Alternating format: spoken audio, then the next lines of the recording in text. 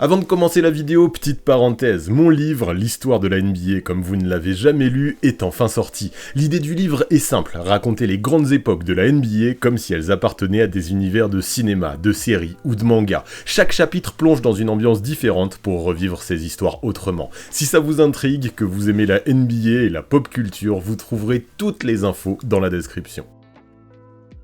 Et si le vrai problème des Spurs, c'était même pas de savoir comment battre OKC, mais plutôt de savoir s'ils étaient déjà assez durs pour survivre face à OKC. Parce que même si dans cette série il y a 1-1, au moment où je vous parle, malgré tout, le Thunder a déjà montré de quoi il était capable. Là on n'est plus en saison où on passe notre temps à regarder les highlights de Wemby ou à vanter tout le talent de ces San Antonio Spurs. Là, OKC teste San Antonio physiquement, et même quand Victor est monstrueux, mine de rien, le Thunder arrive à garder un certain contrôle. Et cette vidéo-là, pour le coup, c'est pas sur Insta qu'elle a été choisie, non, la série entre ces deux teams est tellement folle que je voulais vraiment vous en parler. Mais continuez à voter là-bas, hein. J'ai lancé un sondage en début de semaine avec 6 gros sujets pour la prochaine vidéo, et je tiens à ce que vous fassiez entendre votre voix. Donc ouais, si vous me suivez pas encore sur Instagram, prenez 5 minutes pour le faire, et rejoignez le canal pour participer au sondage, ça vaut le coup. Puis tant qu'à faire dans les formalités, abonnez-vous ici aussi, parce qu'avec tout ce qui se passe en ce moment en NBA et tout ce que je vous ai prévu, ce serait quand même dommage de manquer du contenu.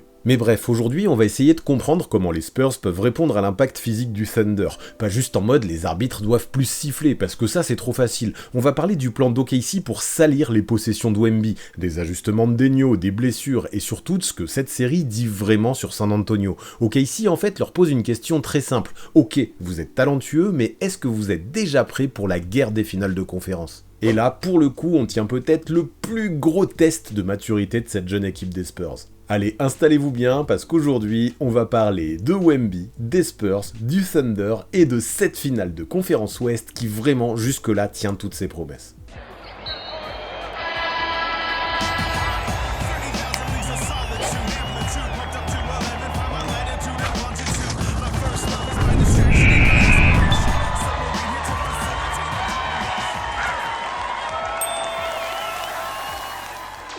Le truc qui me fascine, déjà, dans cette série, c'est qu'OKC a presque décidé d'arrêter de vouloir complètement stopper Wembanyama. Après le Game 1 à plus de 40 points, plus de 20 rebonds en quasiment 50 minutes, le Thunder a dû se dire un truc assez simple. Bon, Victor va produire, ça c'est acté. Donc maintenant le but c'est de rendre chaque possession pénible, le faire recevoir la balle plus loin, le faire bosser avant même de toucher la gonfle, lui salir son basket, tout simplement. Et lors du match 1, ce qu'on a vu dans la stratégie d'OKC, c'est un Alex Caruso, oui Alex Caruso, bien plus petit, qui lui a complètement collé aux jambes. Pourtant, en théorie, le divin chauve ne devrait jamais pouvoir défendre sur Wemby, trop petit, trop léger, sauf que son but, c'est pas de contester au-dessus de Victor, c'est de casser son équilibre avant le tir. Petit contact, pression sur les appuis, gêne sur le premier dribble, l'idée c'est de perturber tous ses repères. Et malgré ça, Victor finit quand même sur un match historique. Du coup, pour le Game 2, Denio change complètement de registre. On passe de Caruso le harceleur à Hartenstein le déménageur. Le pivot d'OKC passe d'une douzaine de minutes au Game 1 à quasiment 30 minutes au Game 2.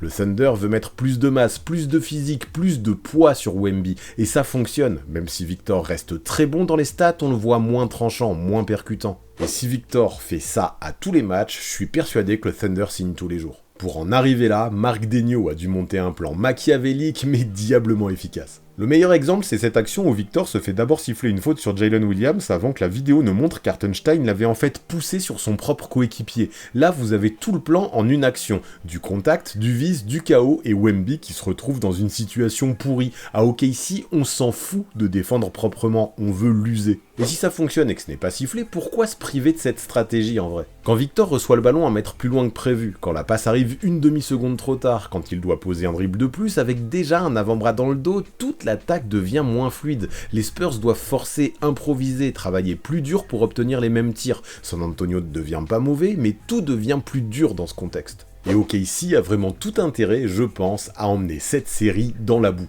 Et là encore, faut parler de Denio, parce que son plan n'a pas besoin d'avoir un défenseur miracle. OKC ne se dit pas, ça y est, avec Caruso et Hartenstein, on a trouvé les gars parfaits sur Wemby, ça n'existe pas. Par contre, on lui envoie différents problèmes. Un coup, un petit défenseur dans les jambes, un coup, un intérieur costaud dans le dos, un coup, une aide qui arrive en second rideau, un coup, une prise à deux. Le but est simple, Victor ne doit jamais avoir l'occasion de se poser. Parce que Victor, si tu lui montres 2, 3, 4 fois la même défense sur la durée, t'es foutu. Le Thunder a compris ce truc, Wembanyama comprend vite, il s'adapte vite, il voit d'où vient l'aide, il sent le timing, il finit par trouver l'angle, et après t'es mort. Donc OKC brouille tout, du physique dans la peinture, des mains dans le dos, du déséquilibre, de l'inconfort. Le but c'est de compliquer la possession avant même que le français reçoive la balle. Et franchement, même si Minnesota avait essayé de faire ça lors du tour précédent, OKC mine de rien c'est un vrai cran au-dessus. Le luxe de Denio, c'est la variété. Il peut envoyer Caruso pour pourrir le premier dribble, Hartenstein pour partir à la guerre, Holmgren pour venir en aide, Dort pour prendre des coups, Wallace pour couper les lignes de passe. Aucune solution n'est parfaite, mais pendant 48 minutes, tous ces gars qui se relayent, ça devient usant.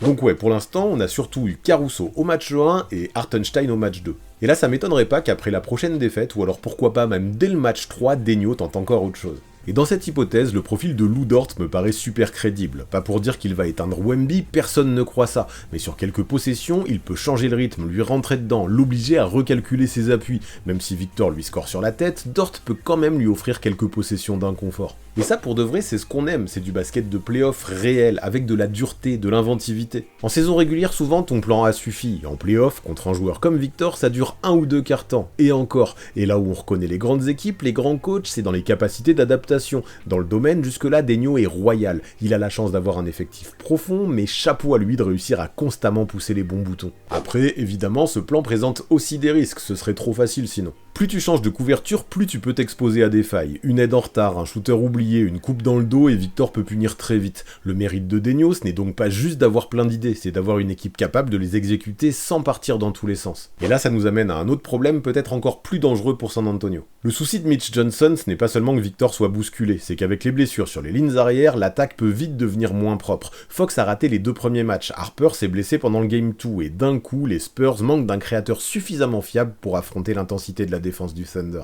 Et contre OKC, ce manque de création, ça peut très vite te foutre dans une sauce incroyable. Le Thunder vide ça, pression sur le porteur, première passe coupée, jeune créateur forcé de décider trop vite et derrière ça fuse. Au match 2, les Spurs perdent plus de 20 ballons, dans un match perdu de moins de 10 points, c'est énorme. Contre OKC, chaque perte de balle ressemble presque à une passe décisive donnée à l'adversaire. Et là, même Victor, aussi talentueux soit-il, ne peut pas tout réparer à lui seul. C'est pour ça que les absences de Fox et Harper changent autant de choses pour Mitch Johnson. Avec ce genre de créateur, tu peux casser une première ligne, fixer la défense, puis donner la balle à Victor au bon moment. Sans eux, Wemby reçoit parfois la balle trop haut, plus tard, dans une possession déjà abîmée. Et là, le plan physique du Thunder devient encore plus efficace. Le problème donc pour les Spurs, c'est pas vraiment qui va réussir à marquer des points, mais plutôt qui va réussir à mettre un peu d'ordre là-dedans. Et forcément, beaucoup de choses retombent sur Stephen Castle. Il a été courageux jusque-là, il score, il distribue, il essaye de tenir l'attaque, mais il perd aussi 9 ballons lors du match 2. Franchement, je vais pas lui tomber dessus. Le gars est jeune, il joue une finale de conférence face à une défense championne NBA, et désormais, il est obligé de jouer un rôle qui n'est pas forcément le sien. Mais là, ce qu'on a vu, c'est que même s'il peut aider, lui filer les clés du camion face à cette défense-là, c'est trop. Castle, moi je le préfère en tant que second ball handler, avec quelqu'un pour l'aider à organiser. Sa force c'est la percussion, l'impact, le côté je vais au contact et on verra. Sauf que contre OKC, ça peut vite te revenir dans la figure. Si ça passe, ça fait mal, si ça casse, le Thunder repart tout de suite en transition. Donc San Antonio doit trouver le bon dosage. Et c'est là que des profils peut-être un petit peu moins sexy peuvent devenir super importants pour Mitch Johnson. Jordan McLaughlin, par exemple, ne va pas sauver la série, mais il peut apporter du calme, des passes simples, 2 ou 3 possessions où les Spurs respirent. Keldon peut donner de l'impact aussi, attaquer fort, utiliser son physique, mais ce n'est pas un organisateur naturel. Si les Spurs répondent seulement par de l'agressivité individuelle, OKC va les manger tout cru. Et là, vraiment, faut faire gaffe au piège, parce que je trouve la limite super fine. Les Spurs ne doivent surtout pas devenir mous ou passifs. Mitch Johnson devra être clair là-dessus. Il faut attaquer, mettre de la pression, jouer avec du cran. Mais contre OKC, tu ne peux pas confondre intensité et précipitation. Une passe forcée, un dribble de trop, un tir trop tôt et ça part en sprint dans l'autre sens. La réponse doit être plus froide. Sécuriser la première passe, mieux espacer le jeu, faire travailler la défense. Parce que si tu donnes du carburant au Thunder, eux, ils mettent le feu direct. Et forcément, quand on parle de tout ça, même si j'aime pas trop, il y a un sujet qu'on ne peut pas esquiver, l'arbitrage. Oui, Victor prend énormément de contacts. Oui, Hartenstein est très souvent à la limite de la faute. Oui, OKC le pousse, l'accroche, le retient et teste exactement ce que les arbitres sont prêts à laisser passer. Mais si les Spurs gaspillent leur énergie à se plaindre auprès des refs, là, pour moi, ils tombent dans le piège. Parce qu'en play-off, c'est comme ça que ça se passe. Faut être dur, faut être malin, faut être chiant. Et je n'ai aucun doute qu'avant les matchs, Denio briefe parfaitement ses joueurs à ce sujet-là. Il demande pas à Hartenstein de faire seulement du rentre-dedans, c'est plus subtil, un avant-bras dans le dos, une poussette au rebond, un contact à la réception pour déséquilibrer Victor, et il ne fait pas ça seulement avec lui, toute la défense accepte de jouer dur, avec des mains partout, et cette volonté de rendre chaque possession inconfortable. Il faut quand même dire un truc totalement honnête, les Spurs ne sont pas non plus des agneaux. Eux aussi mettent des coups, contestent fort, cherchent le contact. Maintenant c'est vrai que Victor prend des coups, et je peux comprendre la frustration de San Antonio, mais sur le terrain en fait faut juste répondre de la même façon plutôt que de se laisser envahir par les émotions. En playoff, les bonnes équipes sentent très vite jusqu'où elles peuvent aller. Si les arbitres laissent jouer dans la peinture, OKC va gratter des possessions là-dessus. C'est moche parfois, ça peut être frustrant, mais ça fait partie du jeu. Pour les Spurs, la question ne doit pas être seulement pourquoi ça siffle pas, ça doit être comment on réagit face à ça. Le plus gros danger, c'est la frustration négative. Victor qui réclame trop de coups de sifflet, un joueur qui oublie de revenir en défense parce qu'il râle, une attaque jouée avec colère mais sans lucidité. Parce que dans une série comme ça, ce genre d'agacement peut très vite devenir une force pour l'adversaire. Et OKC le sait très bien ça, il cherche à fatiguer les Spurs physiquement mais aussi mentalement. Et s'il faut en sorte que l'arbitrage rentre dans la tête des Spurs, alors oui, Daigneault aura déjà gagné quelque chose. Après bien sûr, les débuts de la série dans le Texas pour les matchs 3 et 4 peuvent un petit peu changer la donne. Une salle chaude forcément ça rend certains contacts plus visibles, quand tout le Frostbank Center hurle, l'arbitre peut être plus influençable, mais les Spurs ne peuvent pas construire tout leur plan là-dessus, le public peut amplifier la réponse, mettre de la pression, donner de l'énergie, mais le cœur du truc doit avant tout venir du terrain. Et c'est là que pour moi c'est un vrai test pour cette jeune équipe. À ce stade, oui, les Spurs ont déjà prouvé qu'ils avaient du talent, ça c'est ok. Wemby peut dominer un match de finale de conférence, Castle peut répondre dans un contexte énorme, les jeunes peuvent envoyer des séquences sérieuses,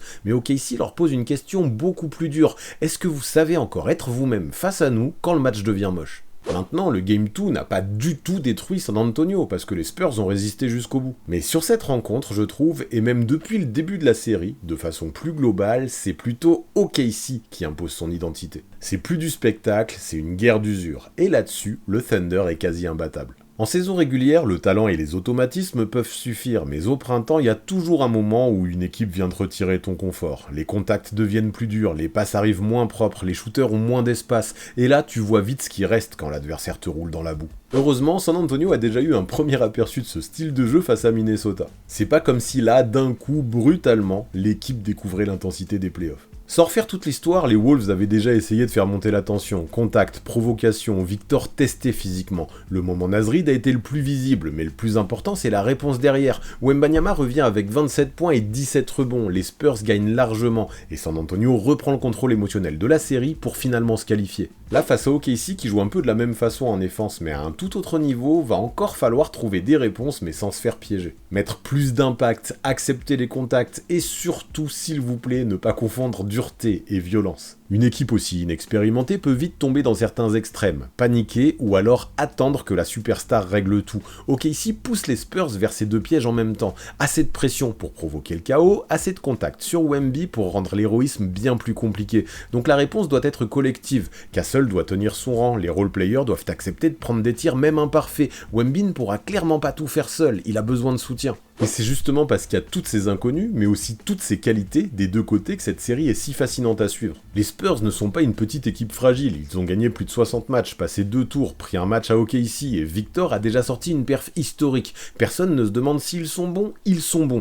La vraie question c'est est-ce qu'ils peuvent encore l'être quand l'adversaire salit les possessions et les sort de leur confort. Et même si c'est beaucoup plus facile à dire qu'à faire, il suffit juste que les joueurs de San Antonio se montrent à la hauteur de l'événement, et ils le peuvent. Pour ça, ils doivent devenir encore plus solides, encore plus présents, encore plus difficiles à faire bouger. Ils doivent montrer que même dans une guerre de tranchées, ils sont capables de garder leur basket. C'est exactement ça la différence entre une équipe brillante et une équipe capable d'aller au bout. Le talent est là, maintenant pas le choix, les Spurs doivent montrer qu'ils sont prêts à aller au combat. Et pour en arriver là, il y a un mec qui, avant tous les autres, doit allumer la mèche. Victor Wembanyama. Dans cette équipe, c'est plus que le meilleur joueur, c'est un peu le thermostat émotionnel du groupe. Quand il démarre fort, attaque le cercle, accepte le contact, célèbre un contre ou un rebond arraché, les autres montent en intensité avec lui. Les Spurs jouent plus grand, défendent plus dur, prennent plus de place. Dans une série comme ça, son énergie et son leadership peuvent peser presque autant que ses points. Dans le match 1, oui, il fait des stats de mammouth, mais au final, la manière est peut-être encore plus importante. 2 dunks dans la dernière minute de la deuxième prolongation, dont un avec la faute et un 3 points venu de nulle part pour gagner chez le champion en titre. Ce n'est plus juste une ligne de stats là, c'est ton franchise player qui annonce haut et fort que le money time lui appartient. Et ce genre de message, dans une équipe si jeune, ça compte évidemment énormément. Les Spurs sont influencés par l'énergie de Victor. S'il joue avec agressivité, les autres se calent sur lui. S'il absorbe les coups sans sortir de son match, ça montre l'exemple. S'il encaisse les contacts au lieu de les subir, tout le monde peut monter son intensité d'un cran. Ça ne rentre pas dans un box score ce genre de truc, mais ça se voit sur le terrain. Les gars courent plus fort, contestent plus fort, acceptent mieux le combat. Mais justement, il y a une ligne à ne pas franchir, et l'épisode Nasrid, faut le prendre avec une certaine nuance. Le coup de coude de Victor, pour moi, reste indéfendable. À mon sens, c'était volontaire, dangereux, et ça aurait pu coûter très cher. N'empêche que cette séquence a quand même montré un truc. Victor n'est pas juste un prodige immense qu'on peut secouer gratuitement. Il y a une fierté chez lui, une limite, un refus de reculer. Et la réponse parfaite est arrivée au match juste après. Avec des stats, oui, mais surtout avec de l'attitude.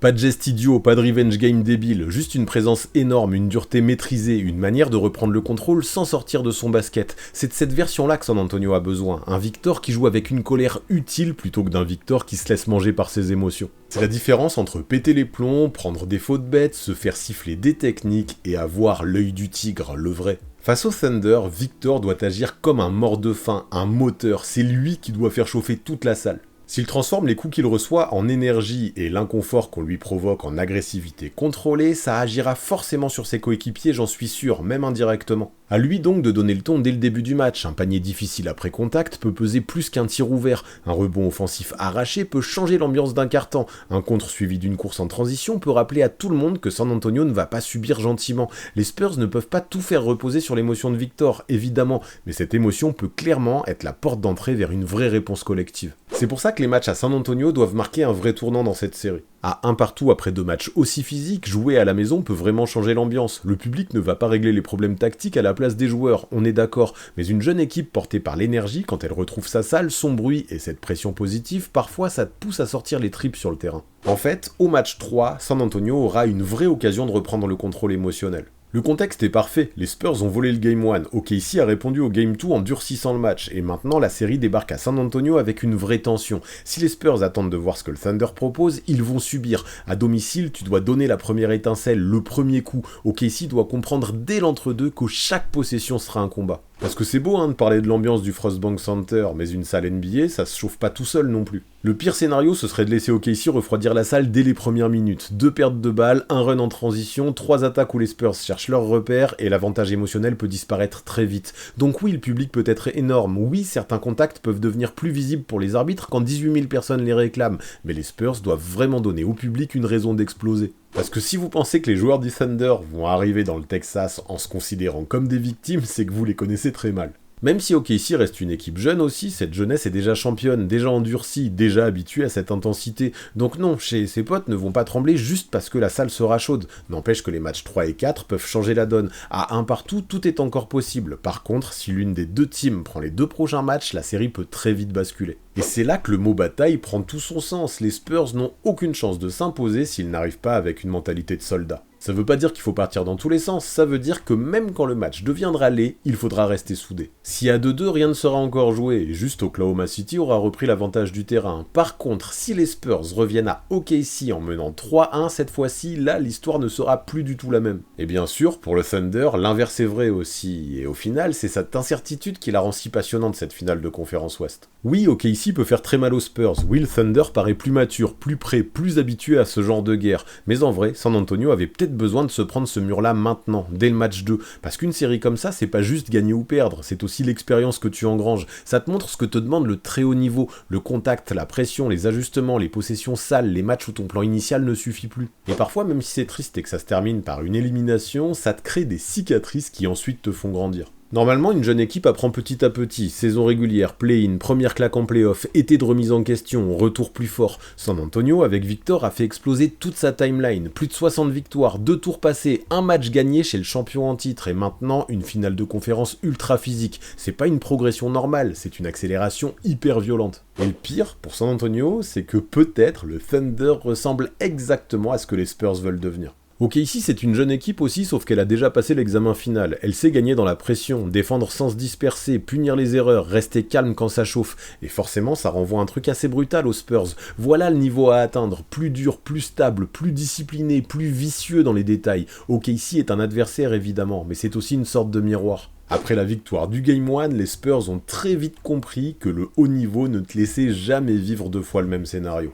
L'adversaire revient avec un autre plan, et là tu dois répondre encore, et pareil au match suivant, c'est ça l'apprentissage. Les grandes équipes ne gagnent pas seulement les soirs où le basket est fluide, où les tirs rentrent, où Victor trouve ses spots et où tout le monde joue libéré. Elles gagnent aussi quand le match se tend, quand l'adversaire met des coups, quand les arbitres laissent jouer, quand les jambes commencent à devenir lourdes. Et si les Spurs veulent devenir une équipe championne, ce sera un passage inévitable. San Antonio a donc encore beaucoup à apprendre, mais ce qui est rassurant, c'est qu'à l'image de Victor, cette équipe apprend vite. Et si les Spurs arrivent à trouver la vraie réponse à la maison, là maintenant, une fois ou deux fois, qui sait, ça va devenir très sérieux. Cette série, elle ne donne pas juste aux Spurs l'occasion de gagner maintenant, elle leur montre aussi ce qu'ils doivent devenir s'ils veulent gagner plus tard. Et franchement, méfiez-vous, parce qu'on l'a déjà vu à San Antonio avec Victor, le plus tard, là, il peut arriver bien plus vite que prévu. Et ouais, mon petit doigt me dit que l'alien n'a pas fini de nous surprendre. Mais bref, vous en pensez quoi, vous, de tout ça? Est-ce que vous pensez que les Spurs peuvent répondre aux défis physiques, ou alors est-ce que vous pensez qu'OKC est trop fort et se situe un cran au-dessus? Allez, mon prono perso, c'est qu'au moment de revenir dans l'Oklahoma, la série en sera à 2 partout, parce que ça me fait plaisir aussi le suspense. Est-ce que vous êtes d'accord avec cette vision? Dites-moi tout ça en commentaire, parce que là c'est typiquement le genre de sujet où j'ai envie que vous vous mouillez. Ensuite, si la vidéo vous a plu, s'il vous plaît, boostez-la, lâchez-vous, j'ai besoin de vous pour la pousser dans l'algorithme. Et puis bien sûr, si ce n'est pas encore fait, pensez à vous abonner à la chaîne aussi. Là, les playoffs battent leur plein, c'est complètement fou ce qu'on est en train de vivre, alors ce serait quand même bête de manquer les prochains contenus. Pour tout ça, merci énormément la team, merci de m'avoir écouté, et nous, on se retrouve tout de suite dans la section commentaires.